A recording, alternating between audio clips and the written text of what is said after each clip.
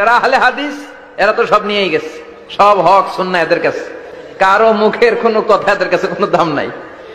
আপনি যত হকের কথা বলেন এদের দলই নাকি ঢুকতে হবে। দ্বিতীয় হলো আহলে হাদিসরাও হাদিস ইনকার করেন, তাদের মতের বাইরে গেলে হাদিস জয়ীফ বাতিল। নামাজে যে রফিয়া দান করে যে বারবার ঘোড়ার লেজের মতো শুধু হাত উঠানো নামানো, এটা সুন্নতের খেলাফ, সুন্নতের খেলাফ। হানাফি মাযহাবের অনুসারীরা, ও হানাফিরা, খালি হানাফি হানাফি করো। ইমাম আবু হানিফার মূল যেখান থেকে ইনি ইলম হাসিল করেছেন, যেখান থেকে হানাফি মাযহাবের বুনিয়াদ প্রতিষ্ঠিত হয়েছে, যার ইলমের উপর ভিত্তি করে সারা দুনিয়াতে আজ হানাফি মাযহাব ছড়িয়েছে, সেই ইলমের নাম হলো ইবনে মাসউদের ইলম। যারা আহলে হাদিস এরা তো সব নিয়েই গেছে, সব হক সুন্নাহ এদের কাছে, কারো মুখের কোনো কথা এদের কাছে কোনো দাম নাই। আপনি যত হকের কথা বলেন এদের দলই নাকি ঢুকতে হবে। হানাফি মাযহাবের অনুসারীরা, ও হানাফিরা, খালি হানাফি হানাফি করো। ইমাম আবু হানিফার মূল যেখান থেকে ইনি ইলম হাসিল করেছেন, যেখান থেকে হানাফি মাযহাবের বুনিয়াদ প্রতিষ্ঠিত হয়েছে, যার ইলমের উপর ভিত্তি করে সারা দুনিয়াতে আজ হানাফি মাযহাব ছড়িয়েছে, সেই ইলমের নাম হলো ইবনে মাসউদের ইলম। আব্দুল্লাহ ইবনে মাসউদের ইলম এসেছে পরবর্তীতে ইমাম আবু হানিফার মাধ্যমে সারা দুনিয়ায় ছড়িয়েছে।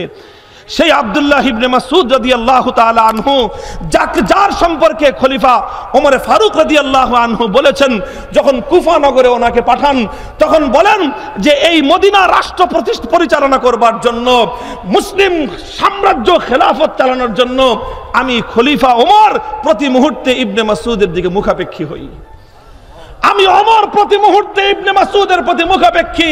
একটু কানে এসেছিল যে প্রশ্নগুলো যাদের তারা নাকি আসবে, আসুক, তারা আসলে তো ভালো, আমি খুশি হই, কিন্তু এসে যদি ডিস্টার্ব করে বিশৃঙ্খলা করে সেটার সুযোগ নাই। আমাকে হাজার প্রশ্ন করুক, আমি বিব্রত বোধ করি না, উত্তর দিব, কিন্তু বেয়াদবিকে এক মুহূর্তের জন্য মেনে নিব না আমরা। নামাজে যে রফিয়া দান করে যে বারবার ঘোড়ার লেজের মতো শুধু হাত উঠানো নামানো, এটা সুন্নতের খেলাফ, সুন্নতের খেলাফ। ইসলামের প্রাথমিক অবস্থায় রাসূলুল্লাহ নির্দেশ করেছিলেন, তোমরা প্রত্যেক রুকু সেজদায় যেতে উঠতে বসতে হাত উঠাও। বুঝলেন? যখন আল্লাহর পক্ষ থেকে আয়াত নাজিল হলো, ওয়াকুমু লিল্লাহি কানিতিন, তোমরা ধীরস্থির ভাবে নামাজে দাঁড়াও, আল্লাহ রাসূল সাহাবায়ে কেরামকে বললেন, এখন থেকে আর ঘোড়ার লেজের মতো বারবার হাত উঠাবে না, এখন থেকে আর আমার দিকে তাকাও, এখন থেকে আর ঘোড়ার লেজের মতো তোমরা হাত উঠাবে না। এজন্য আগের হাদিসটা হয়ে গেছে মানসুখ, পরেরটা কি নাসেখ। কথা বলেন। এই যে হাত উঠানোর হাদিস বারবার বারবার এটা বর্ণনা করছেন নাফে ইবনে ওমর থেকে, হযরত ওমরের ছেলে ইবনে ওমর তার গোলাম নাফে বর্ণনা করছেন, হাদিসটি বুখারীতে আছে। কিন্তু আমরা যে হাত উঠাই না, একবার উঠাই আর উঠাই না, এটা বর্ণনা করছেন আহমদ বিন হাম্বল তার মুসনাদে, তিনি বুখারীর উস্তাদ। বুখারী বুকের উপর হাত বাঁধার ব্যাপারে সিয়াসিত্তাতে কোনো হাদিস আছে কি? না। বুকের উপর যে হাত বাঁধা হয় নামাজে, এর পক্ষে বুখারী মুসলিমে কোনো হাদিস নাই, সিয়াসিত্তার অন্য কিতাবও সহিহ সনদে কোনো হাদিস নাই। যে হাদিস আছে সহিহ ইবনে খুজাইমাতে, তাও জয়ীফ হাদিস। কিন্তু বুকের নিচে যে আমরা পেটের নিচে হাত বাঁধি, নাভির নিচে, এই ব্যাপারে হাদিস সিয়াসিত্তাতে আছে। যেমন তিরমিজিতে এসছে, হযরত আলী বলেছেন যে ইয়াদাউল ইউমনা আলাল ইউসরা তাহতা সুররা, পুরুষ ব্যক্তি বাম হাতের উপর ডান হাত ধরবে, নাভির নিচে বাঁধবে। আবু দাউদে এসছে ওয়ামিনা সুন্নাতি ওয়াদউল আকুফি আলাল আকুফি তাহতা সুররা, সুন্নাত হলো পুরুষ ব্যক্তি বাম হাত সমূহের উপর ডান হাত সমূহ ধরবে, নাভির নিচে বাঁধবে। বুকের উপর হাত বাঁধার একটা সহিহ হাদিসও নাই। ফরজ নামাজের পর দোয়া আছে কিনা তা কোরআন ও হাদিস দ্বারা বলে উপকৃত হব। জি, ফরজ নামাজের পর দোয়া হাদিসে খুঁজতে হবে না, ফরজ নামাজের পর দোয়া করার পক্ষে কোরআনই নির্দেশ আছে। আল্লাহ বলেছেন ফাইজা ফারাক্তা ফাংসা। এই আয়াতের ব্যাখ্যায় 14 জন মুফাসসিরের বক্তব্য আমি দেখেছি। কয়জন? আরো থাকতে পারে। আব্দুল্লাহ বিন আব্বাস, হাসান আল বসরি, সুদ্দি, মুজাহিদ, কাতাদা, ইবনু জারির আত-তাবারি, ইবনে আবি Hatem, Imam Fakhruddin Razi, Ismail Haqqi, Mahmud Alusi, Jalaluddin Suyuti, Jalaluddin Mahalli, Imam Khazin, এরকম 14টা তাফসিরের মত এক। ইমাম রাজির মতটা শোনাচ্ছি। তাফসির কবির 11তম খণ্ড 247 পৃষ্ঠা। তিনি লিখেন, ফাইজা ফারাক্তার অর্থ ফাইজা ফারাক্তা ইয়া মুহাম্মদ সাল্লাল্লাহু আলাইহি সাল্লাম মিন সালাতিল মাকতুবা ফানসাফ ফিদ দুআ ইলা রাব্বিক। মুহাম্মদ সাল্লাল্লাহু আলাইহি সাল্লাম, আপনি যখন ফরজ নামাজ শেষ করেন তা আল্লাহর কাছে দোয়া করুন। তা ফরজ নামাজের পর দোয়া আছে না নাই? তাহলে যারা বলে নামাজের পর কোনো দোয়া নাই, এদেরকে তো আমি আলেম বলতে পারি না, জালেম বলবো। বক্তাও বলতে পারি না, তক্তা বলবো। আচ্ছা, এরপরে দেখেন, ভালো করে বুঝেন, ভালো করে বুঝেন। ফরজ নামাজের পর হাত তোলার পক্ষে আমি অধম আমার ক্ষুদ্র জীবনে 70টি হাদিস পেয়েছি।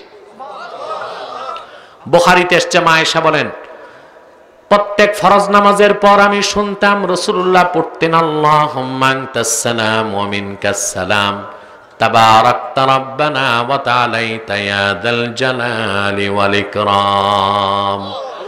রাসূলুল্লাহ এত জোরে দোয়া পড়তেন, আমি আয়েশা হুজরা থেকে আওয়াজ শুনতে পেতাম।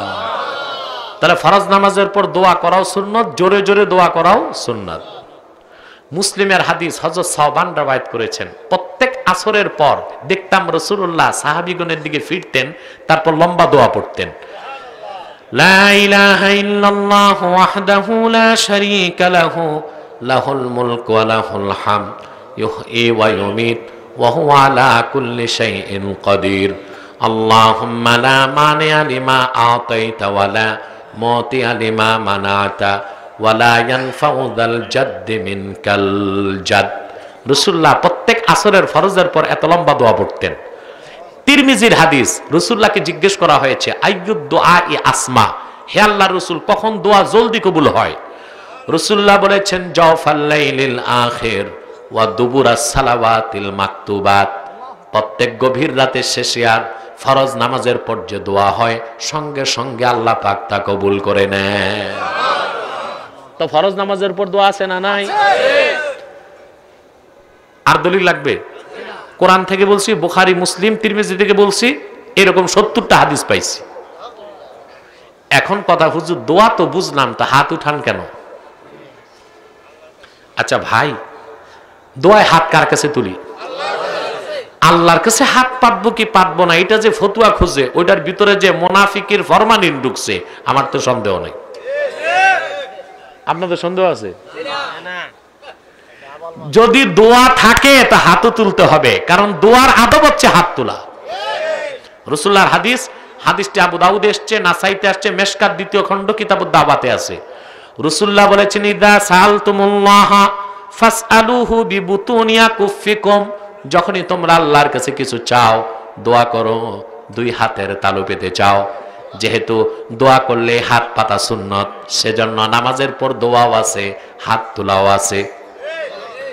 ইমাম নববী লেখেন, যাকারতু যালিকা 20 হাদিসান ফি শারহিল মুহাজ্জাব, দোয়াতে হাত তোলার পক্ষে আমি শরহে মুহাজ্জাব কিতাবে 20টা হাদিস নকল করেছি।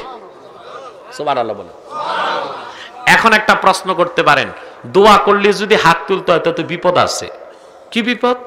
লুঙ্গি বাঁধার সময় তো দোয়া আছে, তখন যদি হাত তুলি তো লুঙ্গি যাবে কই?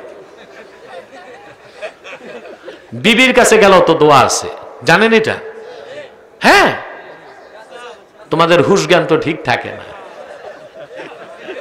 বিবির কাছে যেতে হবে, ওযু করে দোয়া পড়তে হবে, আল্লাহুম্মা জান্নিবনা মিনাশ শায়তান ওয়া জান্নিবিশ শায়তানা মিম্মা রাযাকতানা।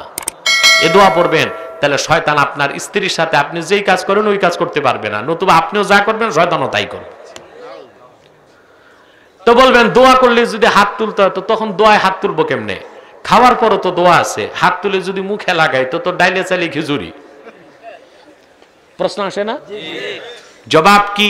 দোয়া 2 প্রকার, একটা মুতাওয়ারেদা আর একটা গায়রু মুতাওয়ারেদা। লুঙ্গি পরার দোয়া, দুধ খাওয়ার দোয়া, আয়না দেখার দোয়া, খাওয়া দাওয়ার পরে দোয়া, এইসব দোয়া বিমানজিলাতে যিকর, জিকিরের মতো, ওজিফার মতো হাত তোলার দরকার নাই। কিন্তু নামাজের পর দোয়া, আজানের পরে দোয়া, মাহফিলের পরে দোয়া বেমানজিলাতিস সুয়াল, আল্লাহর কাছে ভিক্ষা চাওয়া হয়, সেজন্য হাত তোলা সুন্নাত। পাইছেন জবাব? শেষ। সুন্নাত এটা কি হাদিস সম্মত নাম জানতে চাই? হ্যাঁ, আহলুস সুন্নাত হাদিস সম্মত নাম। প্রথম কথা হলো রাসূলুল্লাহ সাল্লাল্লাহু আলাইহি ওয়াসাল্লাম সুন্নতের কথাই বলেছেন যে তোমাদের জন্য সুন্নত রেখে গেল, আলাইকুম বিসুন্নতি ওয়া সুন্নাতুল খুলাফায়ে রাশিদিন। সাহাবায়ে কেরাম আহলুস সুন্নাত নামটা শুরু করেন, মুসলিম শরীফের মুকদ্দিমায় পাবেন। যখন মানুষের ভিতর বেদাত দেখা গেল তখন বললেন আহলুস সুন্নাত আহলুল বেদাত। কিন্তু আহলুস সুন্নাত সুন্নাহ সম্মত সহিহ হাদিস সম্মত নাম। আহলুল হাদিস মানে হাদিস, যারা হাদিসের চর্চা করেন। অতীত যুগে আহলে হাদিস বলা হয়তো মুহাদ্দিসিনদের, যারা হাদিস চর্চা করেন, হাদিসের আলেম, হাদিসের পণ্ডিত। বর্তমান সময়ে আমাদের দেশে ফিকহি মাযহাব আহলে হাদিস হানাফি হয়ে গেছে। যারা আহলে হাদিস তারা দাবি করেন তারা হাদিস মানেন, কিন্তু তাকলিদ করেন না। এই কথাটা ভালো, আহলে হাদিস মানা খুবই দরকার। তো সমস্যা হয়ে গেছে দুটো, যারা আহলে হাদিস বলেন তাদের ভিতরে আলেম তো সবাই না, যারা আলেম নন হাদিস বোঝেন না, কিছু বললেই বলে অমুক আলেমের বই পড়েন। আরে মিয়া, তুমি বলছো যে এটা সহি, তুমি এটা প্রমাণ করো, অমুক আলেমের বই পড়েন। তাহলে তো তুমি মুকাল্লিদ, তুমি অমুক আলেমের মুকাল্লিদ, আমি তো তোমার আলেমের মুকাল্লিদ না, আমি তার কথা মানি না, সে ভুল বলে। এই জন্য এটা এক ধরনের তাকলিদ।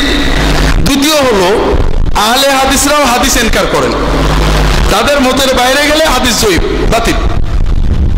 যেমন একামত একবার একবার, দুইবার দুইবার, দুটোই টনটনে সহিহ হাদিস। তারা একবারটা প্রমাণ করতে যায়, দুইবার দুইবারটা নানান ভাবে ঘুরিয়ে ফিরিয়ে জয়ীফ, দুর্বল, বাতিল, অনেক বই আমি পড়েছি। ঈদের তাকবীর 6 বার 12 বার দুটোই সহিহ। তারা 12টা বানাতে যে 6টার হাদিসগুলোকে একেবারে ধুয়ে মুছে সাফ করে ফেলেন, এটা সঠিক মানহাজ না। রাফুল ইয়াদাইন একবার করার হাদিস সহিহ, 3 বার বা 4 বার করার হাদিসও সহিহ। তারা 3 বার বা 4 বার করার হাদিসটা প্রমাণ করতে যে একবারে হাদিসটাকে জয়ীফ বানাই ফেলেন, কখনো সাহাবীর নামে তহমত দিয়ে, কখনো নানাভাবে সনদের কথা বলে। এটা আসলে ঠিক না। আহলে হাদিসের আলেম ছিলেন মুহাম্মদ ইবনে নাসর আল মারওয়াজি, আহমদ ইবনে হাম্বল, ইসহাক ইবনে রাহওয়ী। তাদের বইপত্র পড়েন, তারা সব হাদিস মেনে নিয়েছেন। যে হাদিসে আসছেন কুল্লু যালিকা জায়েজুন ওয়াল আফদালু ইনদি কাযা, সবগুলোই জায়েজ, তবে এইটা আমার মতে উত্তম। তারা ছিলেন প্রকৃত আহলে হাদিস। এখন আমরা আহলে হাদিস নামও মারামারি করছি, মাযহাব নামও একই কাম করছি।